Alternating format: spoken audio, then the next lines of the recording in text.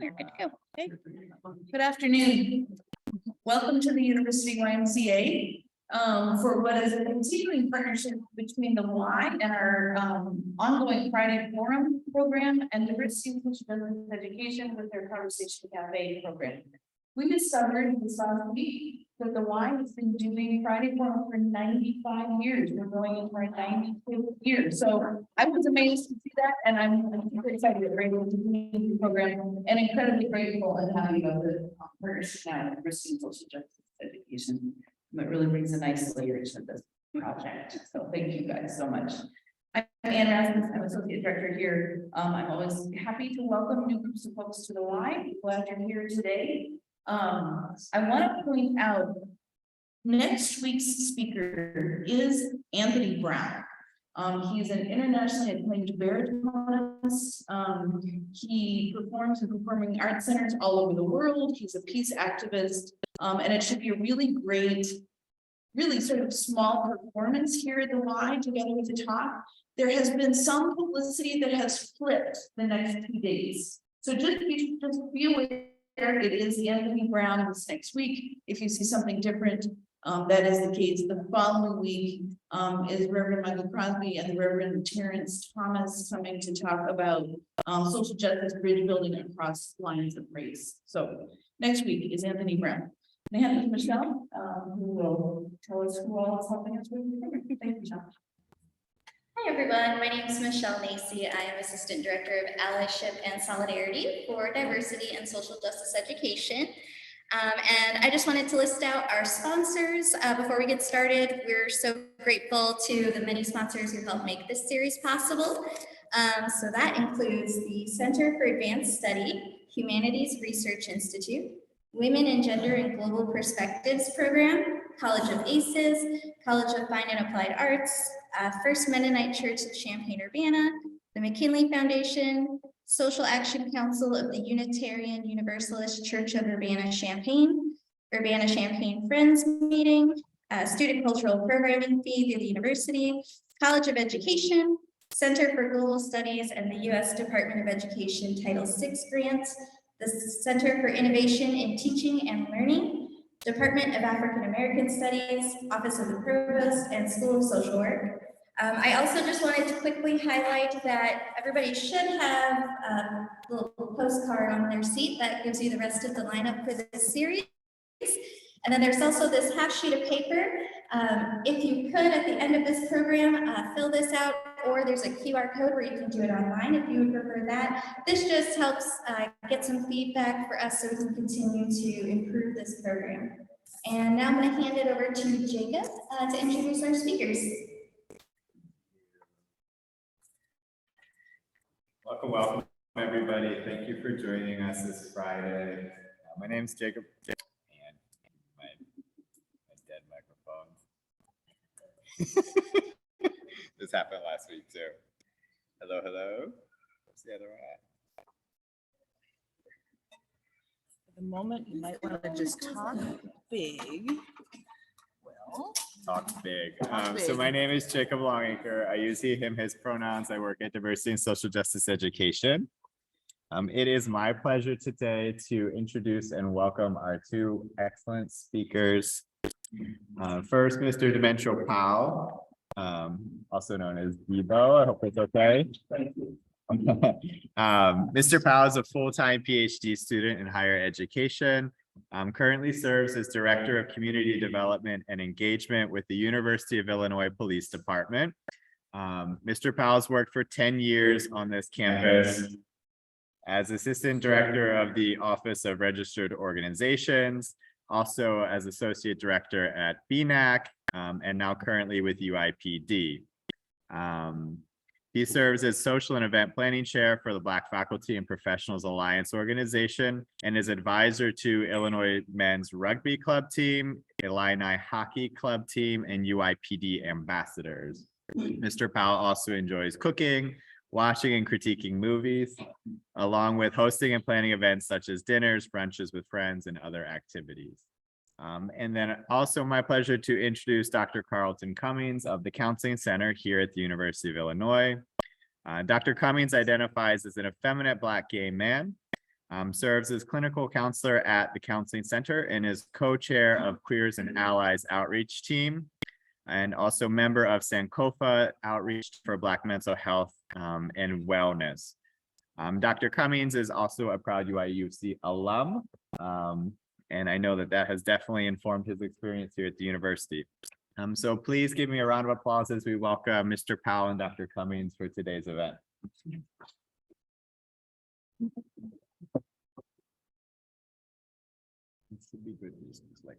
Okay. Oh, I can hear myself. So that answers my first question. Can you hear me? That might be bad. Well, hello. Again, my name is Dr. Carlton Cummings. You all can call me Dr. Carlton, Dr. Cummings, or Carlton. Doesn't really matter to me. I use he, him, they, them pronouns, all pronouns, as long as they're used with respect, I'm open to it. And again, my name is Dementro. You can refer to me as Devo, like everybody else. And again, I'm coming from the public safety as a director of community development and engagement. Good. Let's talk a little about today for queer students of color at Illinois. Okay, Maybe. there we go. So some things that we'll kind of touch on today is what does it kind of look like at the moment to have queer student of color spaces on campus, or what is the kind of the temperature of that at the moment? What does that look like for queer spaces in the greater Champaign-Urbana area? And then how do we kind of combat the lack thereof by creating spaces and establish community within the university and outside the university when it comes to queer students and queer folk within the community of color? And so this conversation is really based on and kind of relating to directly to our We Are Here Block Party for Queer Students of Color that just happened this past Saturday. It was a collaborative effort put on by the Counseling Center in partnership with all of the cultural houses. So the Native American House, the Asian American Cultural Center, the Bruce D. Nesbitt African American Cultural Center, La Casa Cultural, and the GSRC, the Gender and Sexuality Resource Center, as well as in partnership with a bunch of community organizations, specifically the UP Center, which is housed here, or Uniting Pride, and with the Greater the Greater Central Illinois AIDS Project. I feel like I'm slaughtering that, but GCAP, and the Champaign-Urbana Public Health. And so this event came together from an idea that was brought up by one of our pre-doctoral, Cara Hamilton, where she noticed from some of her LGBT color clients, as I noticed as well in my previous year and throughout the years here, that there was a common not connected to certain resources, whether you go to like a cultural house, but don't really feel like your queer identity is validated or affirmed or seen in a way, or going to like queer spaces and not feeling like your ethnicity or your racial background isn't necessarily appreciated or celebrated and affirmed in some way, shape, or form. So really understanding that that intersection of race, sexuality, and gender hasn't necessarily been looked at deeply enough, and really to a point where we haven't created spaces for our queer students to come together to make community, but also feel like they're a part of the larger campus and Champaign-Urbana community. To kind of add on that to what he's not saying, he's this was the first year for the block party. And when Dr. Cummings came to us and the whole committee, that sort of thing, what he's not telling y'all is that he was a little shy and apprehensive about it because he didn't know it was something that he would be able to kind of pull off at the time of it happening. And so with the work of the other people that he just mentioned and collaborating and that sort of thing, collaboration, and I want to emphasize that word because collaboration is a very strong and powerful word that people don't understand or utilize enough. And so even during this presentation today, I want you to kind of keep that in mind, just how powerful and just how strong and beneficial collaboration really is, because we were able to pull this event out with the short time that was provided for us. And he got to learn a lot along the way with the people that was working at the table. So I just want to kind of give him acknowledgement and a good hand for that, if you will help indulge him. But yes, thank you, Debo. I think that is a great point. In my mind, it was this big on-taking, and when we sat down and talked about it, what it looked like to plan it, what it looked like to execute it, everybody around me was very much like, this is something we really want to do. This is something that we're invested in. This is something that we feel like students and the larger community need. So let's just do it. And I think that mindset is kind of at the core of this presentation. Regardless of what it is that you want to do or the resources that you have to do it, if you have the right group of people who are really invested in doing it, all you have to do is just do it. And so that's where I'll go with that. And so it's kind of like give a little bit of background as to like what really brought us to this place of wanting to do something like this. We did an assessment essentially of like queer student of color spaces on campus. And as an alum, I can tell you that when I was here some time ago, I will not date myself, that number was relatively low. I will tell you that as an intern in 2020 during the pandemic, that number was probably lower than it was when I was here. And at this moment, we're at where things are kind of reviving, there we go. Reviving, we're kind of back to what we call normal in a sense. There's still a lag in kind of getting or creating spaces that are queer student of color focused. And so we do have some spaces. So like we have the GSRC, that's very much so like LGBT focused generally. And then we have a couple of LGBTQIA student organizations. More we had prior to the pandemic. With the pandemic, we've seen a decrease in them. Then we also have the cultural houses that I mentioned a little bit earlier. Those are very culturally, ethnic, racial identity focused. And then also we have the Illini Union Board drag show that happens, but also at that point, it's very LGBT focused, not really a merging of the intersection of race, gender, sexuality. And so based on what I kind of just said, there's a bunch of minority spaces, but there's not any space that kind of takes into consideration how intersecting minority identities could impact the experience of students who may identify as, say, Black, gay, and effeminate, or Black and trans, or Latinx and trans, and so on and so forth. And I think that's a real deficit, and that it also kind of informs the experience that students of color who also are queer have, that is very unique and different from all the other students on campus. And so this event really highlights that there is a lack thereof of queer student of color spaces, and we wanted to kind of fill that void as best as possible. You know, I'm just gonna say that even with this, and when we mentioned the IUB drag show, that sort of thing, we honestly, it was like, okay, this one show is 365 days of the year, and that's the only thing we could come up with, you know, that sort of thing. So that means we need to take some more initiative to kind of get some more of these programs here on campus, in our community, that everyday life, right? You know, to kind of educate, and again, what was that word I said earlier? Collaborate. Collaborate, exactly. So to kind of get these efforts going and get people to kind of, you know, understand the importance of what we're talking about here today. And so then we kind of thought about expanding beyond campus, because we know that students don't just engage with the campus community. In a lot of ways, they engage with the larger Champaign-Urbana community. And the larger Champaign-Urbana community also engages with campus community and vice versa. And so we want to take that into consideration. And so one pretty well known, I would say, queer space in Champaign-Urbana is the Up Center, aka Uniting Pride, which is basically the LGBT resource center of the larger Champaign-Urbana area, and also one of the forerunners for the Champaign-Urbana Pride Parade and Fest. And so at that point, Shakara took the initiative and really connected with Nicole at the Up Center and with Pride to kind of get them involved in this process, because there is a pride in Champaign Urbana. And so at that point, that's something that we definitely want students to be engaged with, especially since it happens around the time when students come back.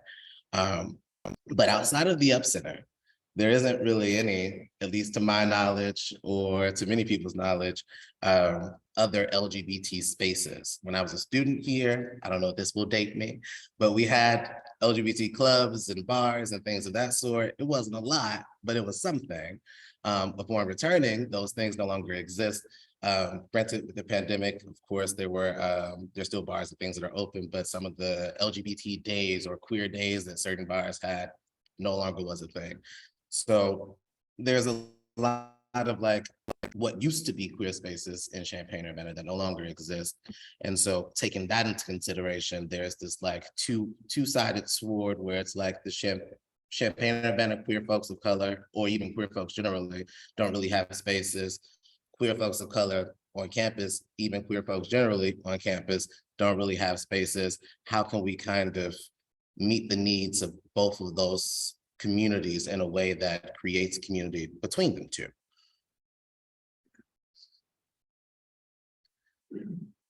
And so I kind of like dropped little nuggets of this throughout there, but COVID made a lot of things very difficult.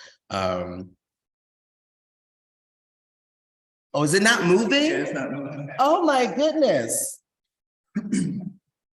I had no idea. It's moving here.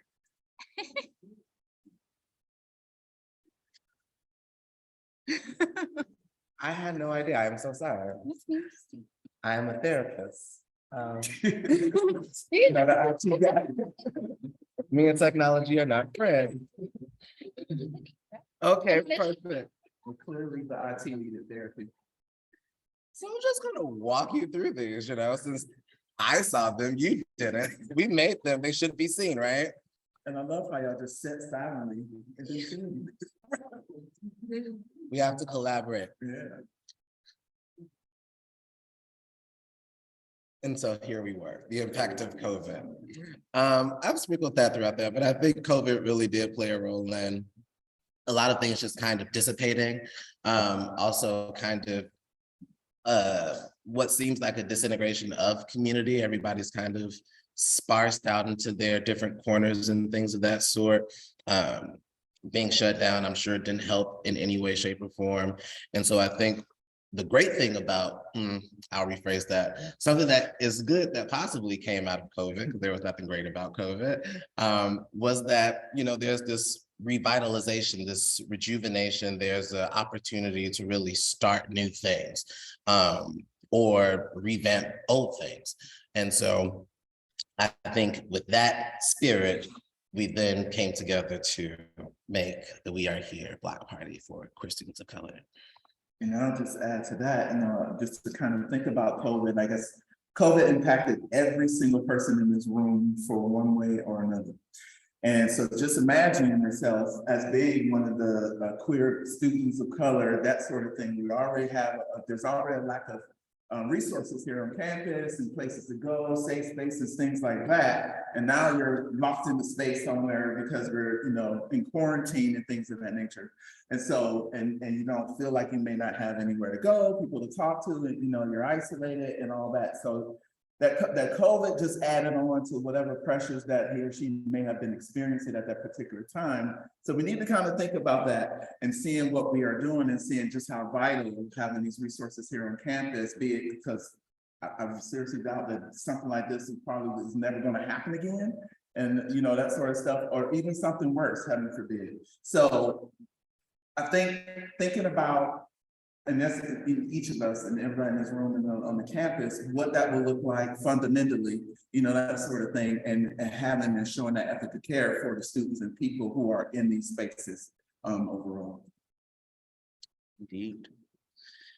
So keeping that in mind, something that, or three things that was really important in creating this space, and I think creating spaces moving forward, was intra-campus collaboration, community partnership and engagement, flexibility and commitment.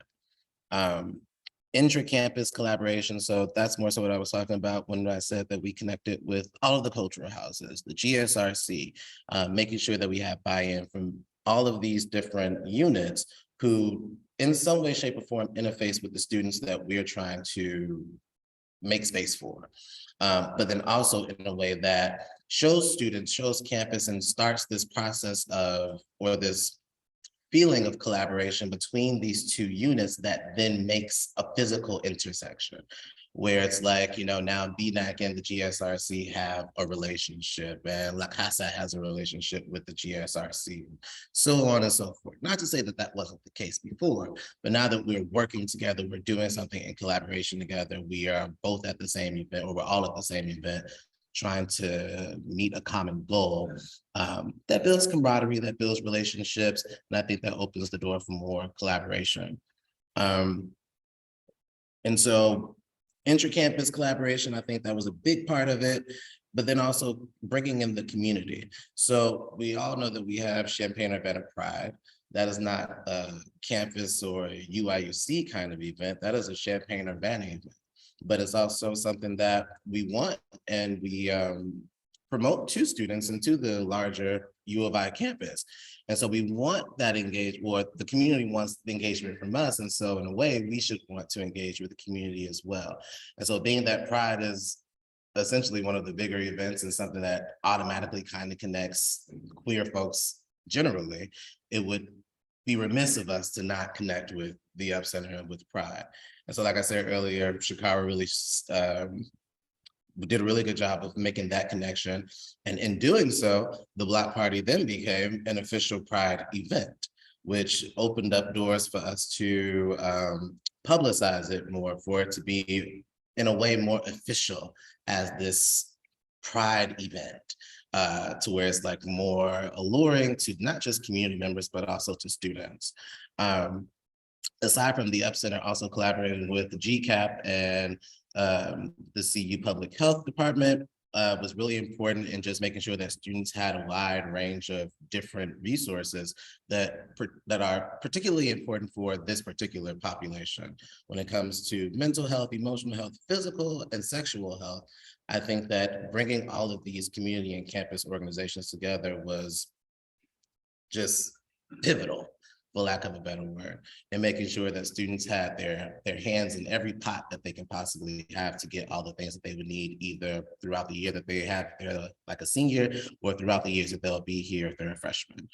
And I think because this was an inaugural event, nothing like this, well, I won't say nothing like this has happened, but we haven't done anything like this before. I hadn't done anything like this before. It was big. It was a big idea. It was something that at the beginning felt, to me at least, impossible, or just like an uphill battle. And I think throughout the process, it became more and more apparent that flexibility in what we expected, or what we wanted, or what we felt would be important to have was important, but also a commitment to just making sure that the thing happened was also important, regardless of whether we have the dream that we had or we have the bare minimum, making sure that something with this name, with this idea, with these collaborations, actually having to show students, one, that we're here for them, we're here for queer students of color, but also to let them know that we're here for them, letting us know that they're here. And so here's the We Are Here Block Party. Anything to add, bro? I think the only thing I would say when we're talking about creating spaces is that I think it's important to, when we have the spaces, we come up with an idea and title the spaces or label the spaces, whatever X is going to be. I think it's also important to help the population or the students or the community and so forth know that they are welcome too. If you're allies, that sort of thing. Because a lot of times when I'll see, let's say we have an event that's I'll pick on the drag show for a second. And so there's a drag show and automatically students automatically assume, oh, this must be for the gay population. Or if there's something like the, I don't know, some dance or something like that, that Black students are putting on, this on the late night dance usually. And they think, oh, it's only for Black students, that sort of stuff. So we need to kind of get out of that rut as well when we're starting to create these spaces. Like, yeah, these are spaces where, maybe the the coordinators or the developers are this particular group, but doesn't mean that you're not welcome as well. And so we want to make sure to keep that going. Indeed. And so that is the full breadth of our presentation, and I think we are open